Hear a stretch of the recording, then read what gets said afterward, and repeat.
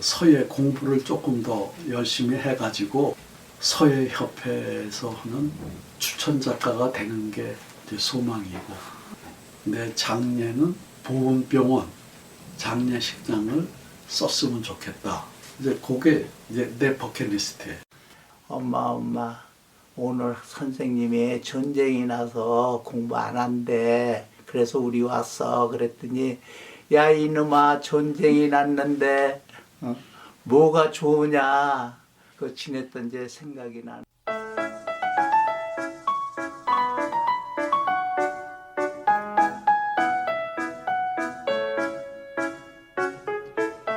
이웃사촌과 함께하는 마을 라디오.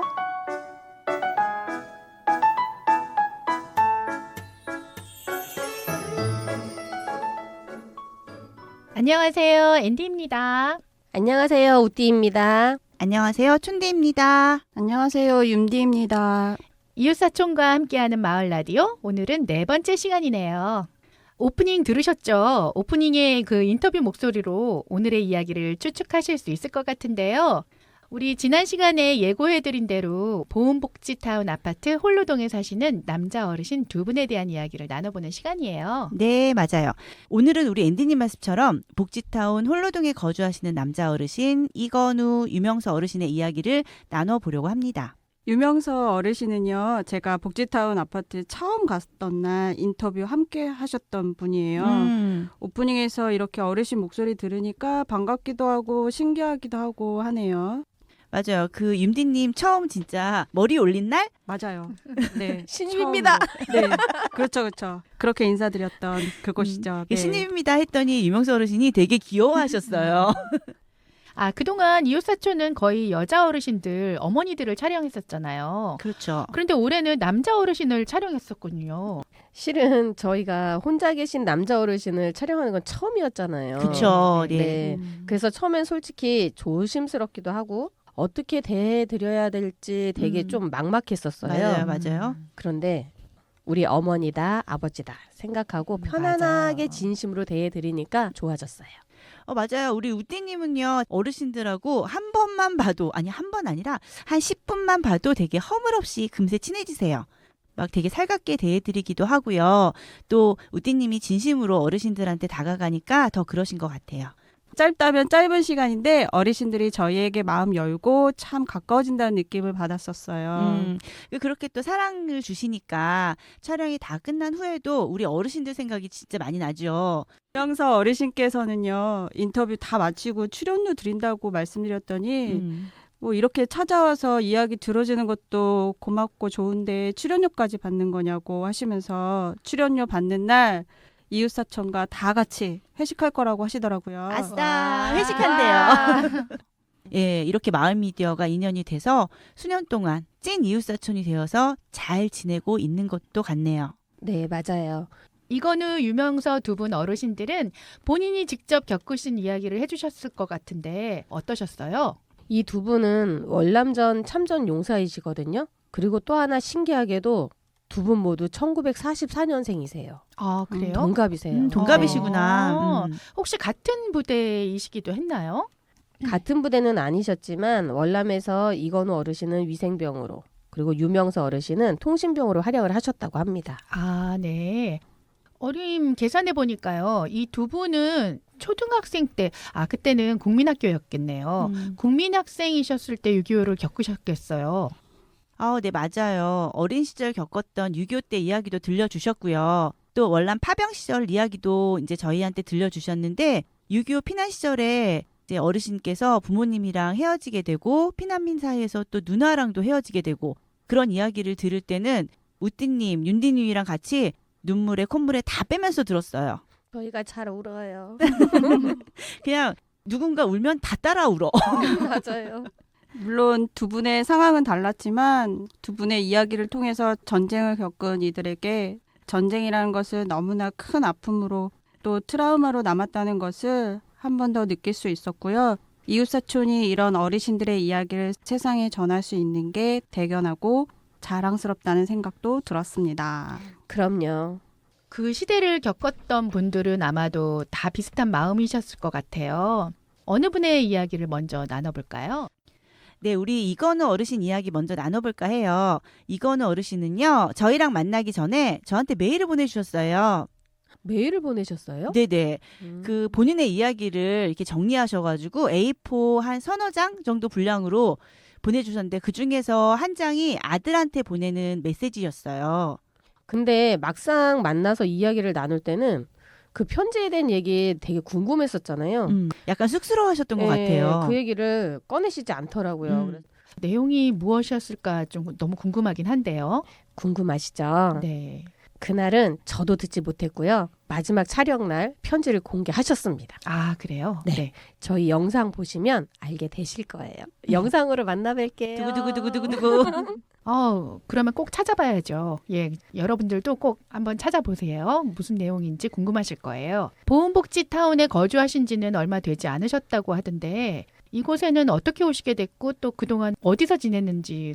이거는 어르신은요, 1965년, 우리가 태어나기도 전이죠. 그때 입대를 하셨대요. 근데 제대하기 석 달 전에 월남 파병을 지원하셔가지고 월남으로 가셨다고 해요. 그렇지 않아도 많이 힘드셨을 텐데 왜 월남 파병을 지원하셨을까요? 맞아요. 이거는 어르신은요, 입대하기 전에 건축학도셨대요. 이제 대학을 다니시다가 입대를 하셨는데 제대를 하고 나서 복학을 해야 하는데 가정 형편이 어려워서 혼자서 고민을 좀 하고 계셨다고 해요. 그러던 중에 월남 파병 가면 돈을 좀 벌 수 있다. 그런 이야기를 듣고 스스로 지원을 하셨다고 합니다. 월급을 받는 대로 집으로 붙였는데 아버님께서 아들이 목숨을 담보로 해서 번 돈을 어떻게 내가 쓰겠냐 하면서 한 푼도 쓰지 않고 모아 놓으셨대요. 그 돈으로 복학도 하고 공부도 무사히 마치셨다고 합니다. 네, 근데 아까 어르신은 월남전에서 위생병이셨다고 했는데 아무나 위생병을 할 수 있는 건 아닐 것 같아요. 건축을 공부하셨는데 어떻게 위생병이 되셨을까요? 대학생이라고 위생병으로 차출되었다고 해요. 그래서 속성으로 교육을 받으시고 바로 전장으로 투입이 되셨고 얼마나 급박한 상황이었는지 아시겠죠? 네, 좀 감이 오긴 오네요. 위생병이셨으니까 전쟁터를 누비고 다니시다가 다치셨겠어요. 네, 맞아요. 전쟁터에서 부상병 치료하시려다가 총상을 입으셨대요. 그래서 상상도 못할 엄청 뜨거운 열기를 느끼셨다고 하시더라고요. 총알을 맞은지도 몰랐대요. 네, 그냥 네. 뜨끈해서 엄청 뜨겁고 화기만 느끼는 정도? 수술받고 2달 동안 엎드려서 움직이지도 못하셨다고 하더라고요. 아유, 저런. 그래서 이건우 어르신의 이 얘기를 듣고 있으면 왠지 더 안쓰럽고 고구마 먹은 것처럼 답답하고 그랬어요. 뭐가 그렇게 우띠님을 답답하게 했나요? 본인에 대해 무척 비관적으로 말씀을 하시고요. 그래서 본인은 무능한 아버지였고 무능한 남편이었고 무능한 아들이었고 나는 직무유기했어 이렇게 말씀을 하시더라고요. 그런 이야기 진짜 많이 하셨죠. 네. 그 어르신께서 건설 관련된 일을 하시다 보니까요. 우리 예전에는 뭐 사우디아라비아, 괌, 미국 이런 데 많이 나가서 일하셨잖아요. 맞아요. 그래서 외국 생활을 많이 하셨대요. 그러면서 가족들과 떨어져 계셨던 시간도 있었고요. 치는 일이 좀 잘 못 되면서 자연스럽게 가족들과 헤어져서 살게 되셨고 그러면서 30년이 흐른 지금이 온 거라고 하시더라고요. 그런데 나한테 아들은 30년이 지났지만 30년 전 모습에 멈춰 있다 이런 말씀을 하시는데 그 그리워하는 마음이 표정에서 너무 읽히더라고요. 너무 안타까운데요. 가족을 좀 더 적극적으로 찾아보려는 시도는 해보셨나요? 네, 시도를 안 해보시는 건 아니라고 하셨어요. 원망이 너무 클 것 같아서 적극적으로 찾지 못하겠다고 말씀하시더라고요. 맞아요. 그냥 부모님께 감사할 뿐이라고. 가슴이 되게 아팠어요. 그런데 또 이런 말씀도 하시더라고요. 만약에 내가 30년만 젊어질 수 있다면 우리 아들한테 부모로서 책임을 다하고 싶다. 그러시면서 본인의 이야기 들어서 고맙다는 얘기를 여러 번 하셨어요. 고생 많이 하셨고 그랬을 텐데 자식한테 그런 마음 상태라고 하는 게 너무 가슴이 아프네요. 근데 맞아요. 네. 그럼 이제 두 번째로 한번 유명서 어르신을 한번 만나볼까요? 전 이분을 직접 뵙지는 못했지만 그래도 많이 친근해요. 왜냐면 제가 지금 편집하느라고 영상을 제가 다 돌려봤거든요. 약간 연예인 같겠어요. 네. 우리 가끔 그분들은 우리를 모르는데 우리 다가가서 인사하잖아요. 그러면 상대방이 살짝 당황하시고 이러신 적 있으시죠? 많죠. 네. 많죠. 네네. 많죠. 촬영 소감이 어떤지 궁금해요. 우리 유명서 어르신은요, 저희가 만났던 어르신 중에 되게 엘리트세요. 맞아요. 본인의 사연을 아이패드에 기록하고 계시더라고요. 집은 또 얼마나 깨끗하고 들어가자마자 커피 향도 나고 너무 깜짝 놀랐어요, 진짜. 저도 영상 보면서 집이 굉장히 남자 어르신이 사시는데 되게 깔끔하다라는 느낌을 제가 가졌었어요. 먼지 한 톨이 없어요. 맞아요. 그렇죠. 네네. 아, 그거 생각나세요? 저희 갔는데 사과를 주셨어요. 이제 우리가 막 왔다 갔다 했더니 먼지 떨어진다고. 빨리 사과 먹고 움직이라고. 맞아요. 그런 습관이 계시니까 네네네네. 이렇게 집이 깨끗했군요. 네. 촬영본을 보니까 어르신께서 이렇게 머리에 파스도 붙이고 계시고 목 보호대도 하고 계시고 그러던데 어디가 많이 아프신 건가요? 사실은 지금 몸이 좀 많이 불편하세요. 그래서 저희가 이제 촬영 들어가기 전에 항상 사전 미팅 하잖아요. 어르신들하고 이야기도 나눠보고 처음 뵈러 갔는데 어르신 뵙고 야, 촬영 어렵겠구나 하는 생각이 좀 들었어요. 너무 아파 보이셔서. 맞아요. 그때 그랬어요. 저희를 맞으려고 이렇게 일어나시는데 엄청 버거워 보이셨어요. 이제 혼자 못 일어나시니까 네네. 침대 옆에 잡고 네네. 일어서는 봉이 있었죠. 맞아요. 네. 저 그래서 그거 물어봤잖아요. 이거 어디서 쓰는 거냐고. 사는 건지 아니면 빌리는 건지 막 물어봤잖아요. 근데 유명서 어르신은 어쩌시다가 그렇게 된 걸까요? 고엽제 많이 들어보셨죠? 고엽제 후유증이라고 하세요. 네, 들어는 봤죠. 들어는 봤는데 자세히는 잘 몰라요. 네, 그래서 제가 또 좀 조사를 해봤거든요. 고엽제는요, 다이옥신계 제초제인데 살포하면 몇 시간 만에 잎들이 타들어갈 만큼 독성이 강하다고 해요. 그래서 악마의 화학물질이라고도 불린다고 하는데요. 미국이 적군의 은신처인 숲을 고사시키기 위해서 사용한 맹독성 혼합 제초제라고 해요. 아, 너무 좀 그러네요. 네. 그렇게 위험한 물질을 유명서 어르신은 어떻게 접하시게 됐을까요? 전장에서는요, 제대로 씻지도 못하고 물도 제때 먹을 수가 없으셨대요. 공중에서 살포되는 제초제가 이슬비인 줄 알고 모두 반가워서 이제 뭐 우통을 벗고 맞기도 하고 그걸로 씻기도 하고 입을 벌려서 막 먹기도 하고 그러셨대요. 담빈 줄만 알았던 게 고엽제였던 거를 네, 그분들은 그때는 몰랐었던 거잖아요. 그쵸. 좀 짠하고 마음이 아프더라고요. 근데 너무 어이가 없더라고요. 그런 교육도 못 받고 어떤 피해를 입을 수 있다라는 것도 모른 채 이슬비라고 네. 생각하고 그게 너무 가슴이 아팠어요. 그쵸. 정말. 네네. 그리고 그게 그 당시에 바로 나타나는 어떤 아픔이 아니고 맞아요. 수십 년이 지난 이후에 하나씩 벗겨지는 게 그게 또 마음이 굉장히 아프더라고요. 맞아요. 최소 10년이 지나야지 그 증상들이 하나씩 발병이 된다고 하더라고요. 그래서 우리 유명서 어르신은 본인이 지금 이렇게 몸이 안 좋고 너무 안타까운 마음이 있는데 정확하게 네 병이 어떤 병이다 이렇게 알려줄 수 있는 곳이 없으니까 이게 맞아요. 하나가 밝혀지면 또 그제서 알고 그래서 네. 본인이 이제 돌아가시면 그 시신을 기증해서 고엽제에 대해서 좀 더 많은 연구 결과를 발표했으면 좋겠다는 그런 생각도 가지고 계셨대요. 이런 연구 자체가 잘 안 되고 있는 거죠. 병원에도 연락을 해보고 연구소에도 연락을 해보고 또 이 어르신이 많이 알아보셨대요. 네. 근데 어느 곳 한 곳도 흔쾌히 받아주겠다라고 말을 못 들었다고 굉장히 안타까워 하시더라고요. 한 대에서 끝나는 게 아니라 네. 2세한테도 네, 유전이 된대요. 유전이 네. 된대요. 유전까지. 네, 그래서 그러니까 병이 처음엔 20가지였었는데 지금은 24가지까지 이렇게 밝혀졌고요. 점점 하나씩 늘고 있는 추세거든요. 그러면 구체적으로 어떤 후유증을 갖고 있는지도 궁금해요. 피부에 닿았으면 아무래도 피부염 같은 게 있겠죠? 네, 우선 고엽제 환자들은 지루성 피부염은 다 앓고 계시다고 하더라고요. 유명서 어르신은 지루성 피부염은 물론이고 고엽제 질환으로 중추신경 장애 그리고 말초신경병 이 판정도 받으셨고요.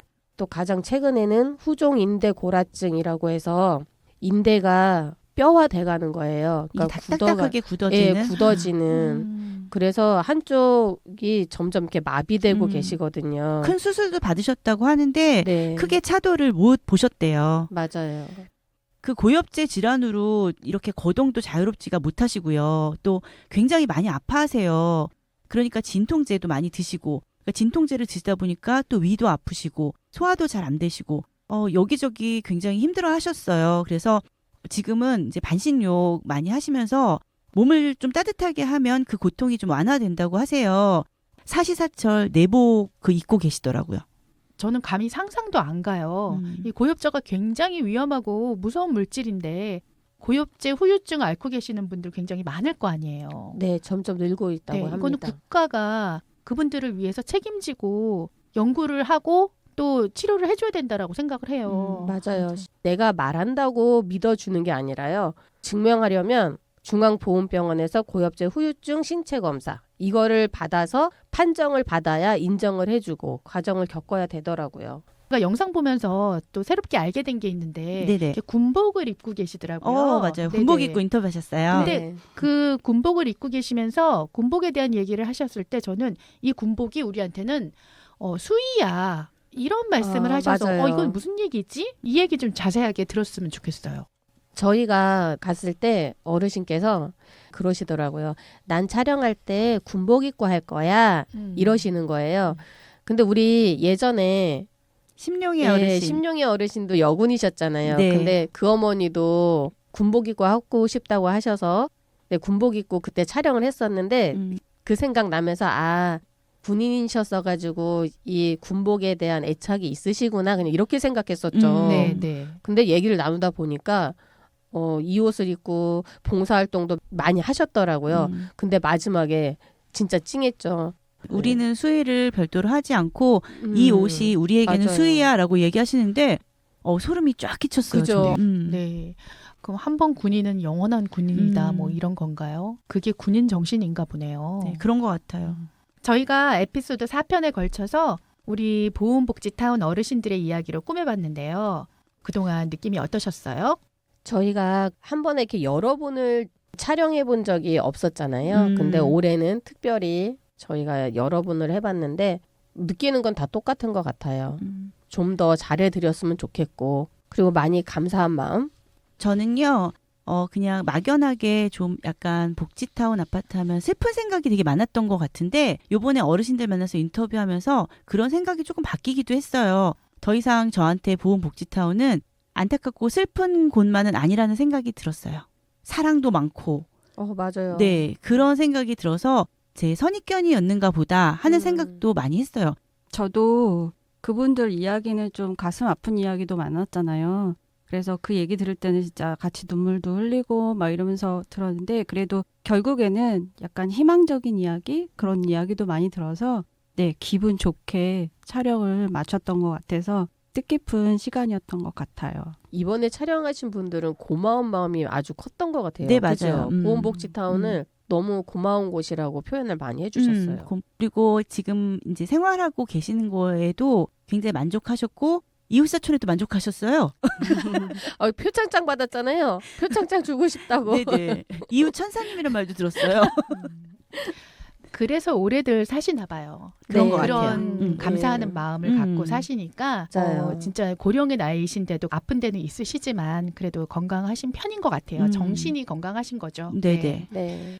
당신들의 이야기를 이렇게 들어주고 기록으로 남겨줘서 너무 고맙다고 이렇게 몇 번이고 말씀하시는 어르신들 우리가 정말 잊지 말아야 하는 분들인데 오히려 고맙다고 하시니까 정말 몸둘 바를 모르겠습니다. 고생하셨고 희생하셨던 그 마음들을 우리는 다는 알지 못하지만 함께했던 순간만큼은 정말 잊지 않으려고 합니다.